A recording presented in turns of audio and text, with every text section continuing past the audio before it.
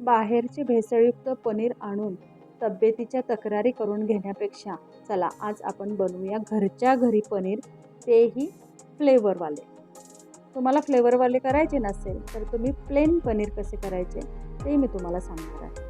इथं आपण फुल फॅट दूध तापत ठेवलेलं आहे. म्हशीचं दूध वापरणार आहे आपण इथं. गवळ्याकडनं आणलेलं असेल किंवा पिशवीचं असेल ते आपण इथं तापत ठेवायचं आहे. सायट्रिक ॲसिड आणि पाणी आपण एकत्र विरघळून घेतलेलं आहे आणि त्यामध्ये फ्लेवरिंगसाठी मी इथं mix herbs, chilli flakes, garlic granules आणि कोथिंबीर वापरणार आहे. इथं तुम्ही हवं असेल तर तुम्ही मिरी पावडर वापरू शकता किंवा तुम्हाला तुमच्या आवडीचं जे फ्लेवरिंग करायचं आहे ते तुम्ही इथं वापरू शकता. दूध आपण तापायला ठेवल्यानंतर आपण त्याला साय यायला लागले की आपण ढवळायला सुरू करायचं आहे. म्हणजे त्याला साय येणार नाही आणि दूध आरामात तापेल. त्यामुळे आपलं मस्त मलईदार पनीर तयार होईल.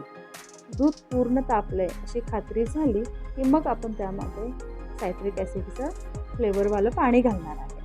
आता इथं तुम्हाला फ्लेवरवालं पनीर करायचं नाही तर तुम्ही काय करणार, फक्त सायट्रिक ॲसिडचं पाणी, तुमच्याकडे व्हिनेगर असेल तर व्हिनेगर किंवा लिंबू रस काहीही घालून आपण इथं पनीर तयार करणार आहे. एक आहे इथं आपण ताजं दूध, फुल फॅट दूध वापरून पनीर तयार करणार आहे. बायकांना बऱ्याच वेळेला अशी सवय असते, दूध तापवताना ते खराब होणार आहे अशी शंका आली की त्याच्यामध्ये लिंबू व्हिनेगर घालून ते पनीर करतात. हे करायचं नाही, ते तब्येतीला अजिबात चांगले नाही. ताजं दूध फाडून तयार केलेलं पनीरच चांगलं असतं. आता बघा ह्याच्यामध्ये पनीर वेगळं आणि पाणी वेगळं आपल्याला दिसत आहे. अशा स्टेजला आपण गॅस बंद करायचा आहे. 2 मिनटं ठेवायचं आहे ते तसंच. तोपर्यंत आपण हे पनीर तयार करण्यासाठी एक चाळण घेऊया आणि त्यावर मलमलचं कापड घालून घेणार आहे. काही जणांचं म्हणणं असतं की आमचे पनीरचे वड्या बनत नाही, आमचं पनीर तुकडे तुकडे किंवा असं बारीक बारीक क्रशमध्ये राहतं.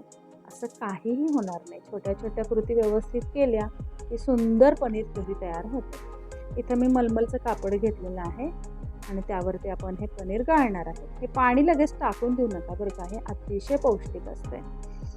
पनीर जर तुम्ही स्टोअर करून ठेवणार असाल 2-3 दिवस तर यातलंच एक 2-3 चमचे पाणी डब्यामध्ये घालून त्यात पनीर ठेवा. नुसतंच जर पनीर तुम्ही डब्यात ठेवला तर ते हमखास फ्राय करणार. बाहेरून जर तुम्ही कंपनीचं पनीर आणलं तर बघा त्यामध्ये थोडंसं पाणी असतं, ते हे पनीरचंच पाणी असतं. आता हे आपण मलमलचं कापड व्यवस्थित फोल्ड करायचं आहे आणि त्यावरती जड वस्तू ठेवून द्यायची. अर्ध्या ते 1 तासामध्ये हमखास पनीर तुमचं वडीयुक्त तयार होईल.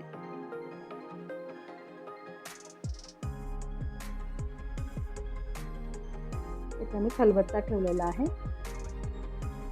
1 तासानंतर बघा माझं पनीरच्या वड्या किती सुंदर वडी तयार झालेली आहे.